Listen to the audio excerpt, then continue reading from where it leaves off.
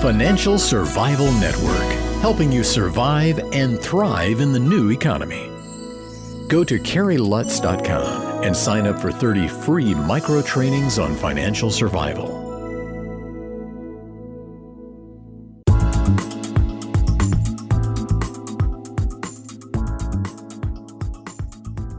$14.90 WGCH. This is Carrie Lutz. You're listening to the Financial Survival Network. If you're wondering who the bloggers are out there, who those people are that are getting the word out to you, sounding the clarion call, my next guest, Sean of SGTReport.com, is one of those people, and he's going to tell you what it's all about.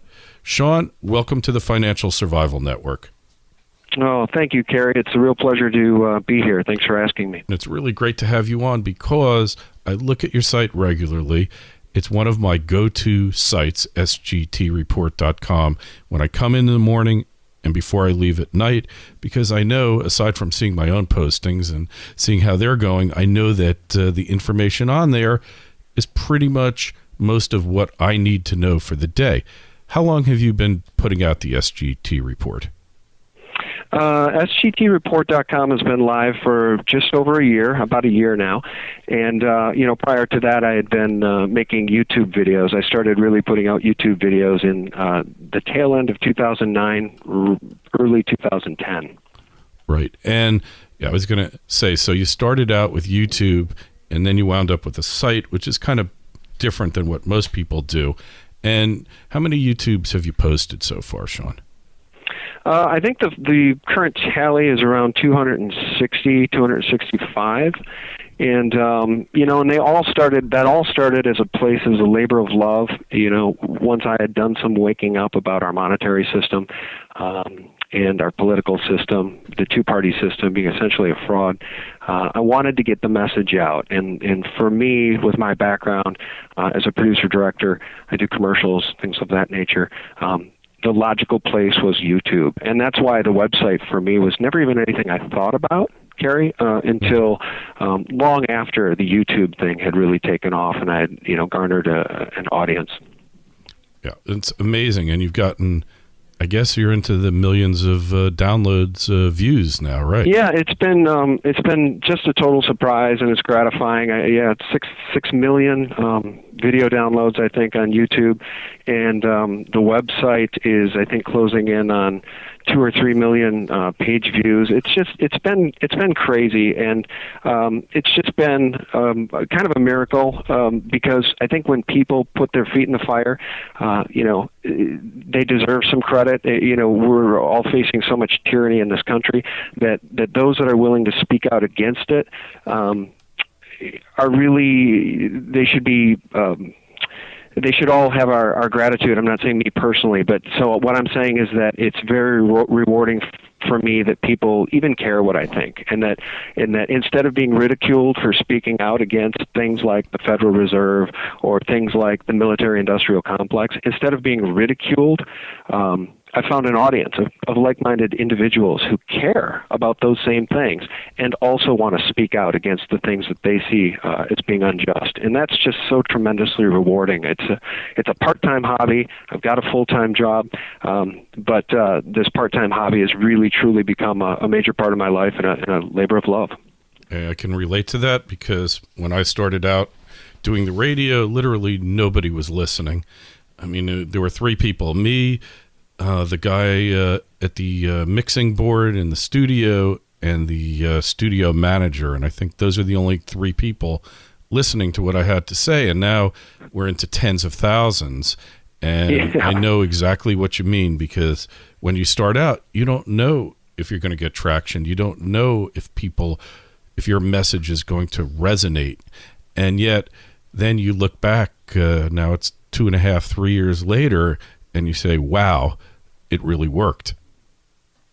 Yeah, truth does resonate. And, if you start from a place of truth, and it's not, it's quantifiable truth. I mean, the first video I did featured Naomi Wolf and Paul Craig Roberts and Judge Napolitano. I mean, those were people, a lot of folks hadn't even heard of those people a few years back when I made my first YouTube video. But, I was listening to what they had to say, and I was reading their books, and I was passionate about this message of liberty and truth and taking our government back and taking our country back.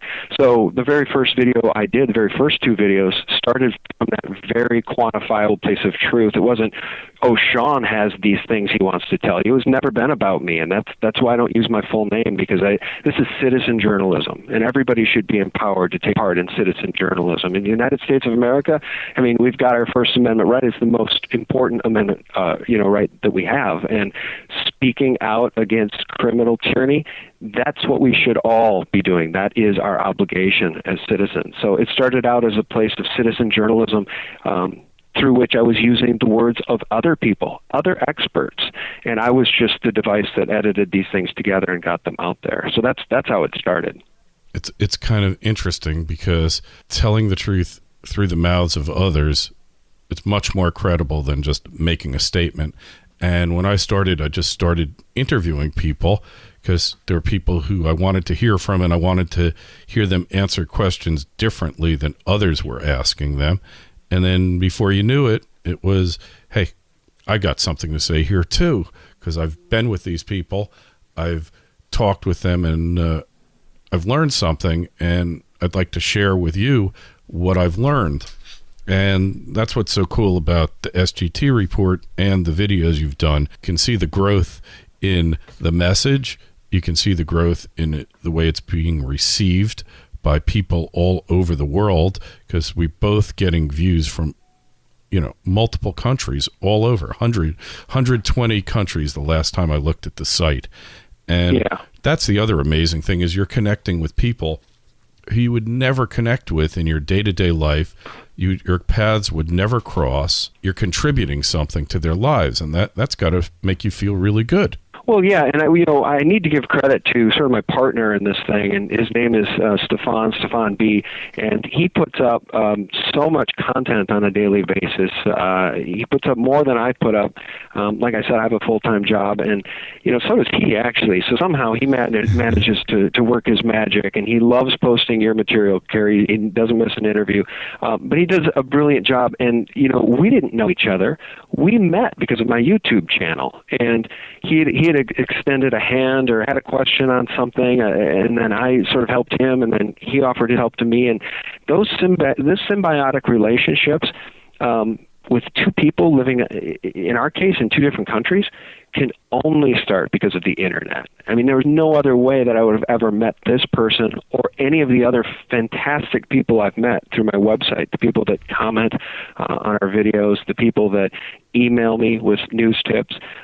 It's just extraordinary. It's symbiotic, and that's what I love about it. It truly is citizen journalism, inspired by people like Luke Rudowski of We Are Change and Adam Kokesh, Max Kaiser, yourself, Brother John F., Vision Victory, Daniel, who's got that great YouTube channel. Sure. We're all in this mess together. That's what I like to say, because it's not a cliche, it's true, because, we're all in this bankster establishment, tyrannical system together, and it's going to be up to us to try to take our system back, or they will allow us to live in chains. They will continue to try to drive us into complete total slavery, because that's the model. And so I feel like you and I and Stefan and all these others I just mentioned, we're just doing our part.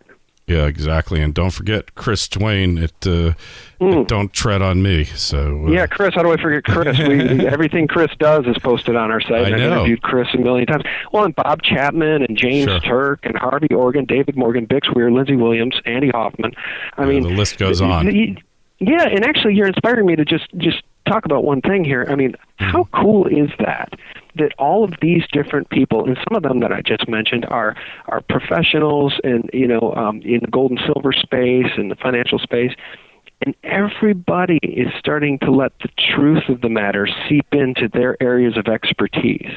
And I just find that really interesting. And I'd given that a lot of thought when I started my channel, my YouTube channel. I thought, how do I reach the most people with the message of liberty, both from a monetary perspective and a personal perspective? Because talking about false flag terrorism and the Patriot Act and the results of false flag terrorism turn folks off pretty quickly if they don't understand history. For sure. But everyone can understand the pocketbook, and how the criminal banksters took over our monetary system in 1913, and how they've been raping our nation and stripping it of its sovereignty and constitutional rule of law ever since.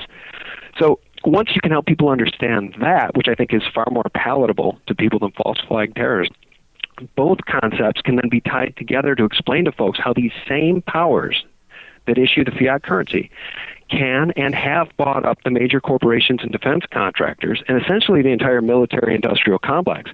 So then those concepts of tyranny and false flags and endless unconstitutional wars and money are intimately connected. You can talk about how they're inseparable and how fiat money breeds total control for those who issue the currency, which is exactly as Amschel Mayer Rothschild stated in 1883, give me control of a nation's money and I care not who makes its laws. So I think what we're all trying to do here is teach history, and then once everybody's up to speed on the history, we can move forward on taking liberty back. Yeah, and that's really the end goal, is freedom. And we've had so many people on, but the one theme is that the current state of affairs is leading to tyranny. I mean, we're halfway there, 3/4 of the way there. I mean, I love that Super Bowl ad, Clint Eastwood. It's halftime, but aside from the obvious conflict with the whole takeover of the auto industry, nationalizing it, aside from all that, we're at the 2-minute warning mark, and the players are standing around the sidelines waiting for somebody to come take charge and put an end to the game, to reassert the Constitution and to reimpose liberty. And that's, to me, what's really going on here. Yeah, you're right. I mean, I like to say we've crossed the Rubicon as it relates to how far down the rabbit hole we are, how far past, the midnight hour we have for liberty, because, Obama signed the NDAA on New Year's Eve, introduced by someone on the left named John McCain, or somebody on the right named John McCain, and somebody on the left named Joe Lieberman. So it's both sides aligned against the people. And for anybody who's paying attention, the NDAA is horribly terrifying, because the only thing that allows you and I to have this conversation right now is that they haven't started black bagging people. Mm-hmm. But the NDAA gives them permission to do it. They've written it into law. Obama signed it. So now if they don't like what Kerry's saying, if they don't like what Sean's saying, they do have the power now to come and take us away in the night, Kerry, and as you know, hold us in a military dungeon in perpetuity, forever. Mm-hmm. So that's what we're up against. But as has been said, best way to prove somebody is, a tyrannical monster is to allow them to behave like one. And that's what they're doing. And people are waking up in droves. Look at Ron Paul's support. Right. People are waking up in droves. Ron Paul gets more donations from active military than all other Republican candidates and Obama combined. Amazing. So what does that tell us? Yeah. Amazing. And inspiring. Yeah, really. But yet he gets no coverage at all. They don't even acknowledge that he's in the race. Amazing. Yeah, but they're starting to lose that game too. I mean, Ron Paul, with more donations from military than anybody else. I mean, that one's hard to bury. I mean, imagine if Romney, if he could make that claim, the race would be over. Yeah. The mainstream media wouldn't stop talking about it. If we take a look at what went on in Maine, clearly, just criminality in Maine. I think Nevada is just criminal. People can see what's happening here. Now, I'm not sure how we take that back. I'm not saying I have any brilliant solutions other than to keep talking and keep supporting Ron Paul. I mean, we may get a brokered convention, and there's a lot of talk that Ron Paul will certainly have enough power to be named a vice presidential candidate. Yeah, that would be amazing. Or it could be Rand Paul, if you think about it. They'd like to get him out of the Senate anyway, so what better way to do it? I kind of have felt from the get-go that, I haven't been following the election as I have in years past, because I don't really believe it makes any difference. But from a sporting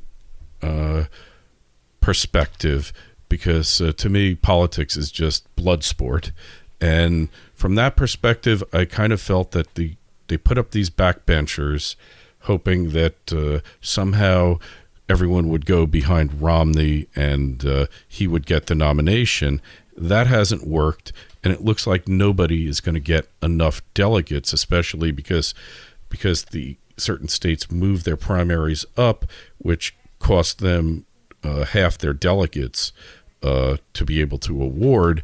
So as a result, there's a very real possibility no one will have enough delegates come the convention, and then the fun will begin, because now it goes back to old-fashioned politics, the way candidates got chosen really before the turn of the 20th century, going back to the 900s. I mean, Harding got picked in a brokered convention. Actually, McGovern got picked in a brokered convention. Hasn't been an open convention since McGovern, I guess, right? I'm actually not familiar with that history. I'll have to take your word for it. But, things are lining up to be very, very interesting. And I just think that the American people are speaking out in droves, and that Ron Paul is clearly the guy. Ron Paul is the only guy standing for the Constitution. When Romney was asked about NDAA at one of his own rallies by a female audience member, would he support it or would he overturn it, on becoming president? He said, I will have to look into that. But you have to remember that Muslims hit us hard on 9/11, blah, blah, blah. And he immediately went down the terrorist, we have to protect ourselves from terrorism route, so give up all your liberties. So these establishment candidates are only going to further bury us, and everybody who's awake knows it. And the good news is that the people who are awake, those numbers are growing by leaps and bounds. So I don't know where this is going to end, Kerry. I mean, ultimately, in a year from now, we have to talk again and start talking about exit strategies and how to get out of this country and where to move to. But in the meantime, I still think there's hope, because one way or the other, we're going to take this government back. I mean, either that or they're going to throw us into military dungeons, but I'm certainly not going to go without a fight. Hey, me neither. They're not taking me off and putting me in a FEMA camp with plastic pizza, and all that government surplus cheese that they can't give away. You don't go quietly into the night. That's one thing we should have learned from history. Anyway, Sean, we gotta get going now. We're gonna put a link for SGT Report up on the site, because, like I say, I love the site, love the work you're doing. You have really helped raise people's awareness and their consciousness. And if you are somebody, Joe Sixpack, and you see your country going down this road, you see things, freedoms eroding, and you see the march to totalitarianism, and then you go on the internet and you see places like SGT Report, like Don't Tread on Me, like Brother John F., it gives you hope and it makes you aware, so that when they do try to pass a SOPA or a PIPA, what happened? There was a humongous outcry. They shut down the switchboard in the Senate and in the House, and they shut down their email servers too. And you know what? They didn't pass it this time, did they? Yeah, and that's the power of the people. And that's the thing that we should leave people with. I want to thank every single person who has visited my website and left a comment. At first, early on, people were a little reluctant to leave comments, and sometimes I'd see messages about, I want to speak out, but I'm afraid. And I'm seeing less and less of that now, and I'm seeing more and more of people expressing their rage, their outrage, and expressing, their viewpoint about the importance of liberty. And, you've got people out there like Stuart Rhodes and Oath Keepers trying to get the military to honor their oaths to the Constitution, people like you doing a great job. I just want to thank everybody who's a part of this for being a part of this, because we are the people that are going to take this thing back, and it's because we're willing to speak out. And the funny thing, Kerry, is you can probably attest to this, once you speak out, it becomes a lot less scary to speak out. Don't you find that to be true? I find that once I opened my mouth, I couldn't keep it shut any longer. Me too. It's really the case, and I want to thank you personally, because this is empowering, that once you speak what you believe and you say, let the chips fall where they may, then they've lost. And regardless what happens, they've lost. Because their only power is intimidating you and using fear to make you go along and shut up. And that is something that you really should be proud of. And thanks again for being on the show. It means the world to me that you asked, so thank you. I really appreciate it. All right, we'll have you on again soon. All right, Kerry, take care. You too.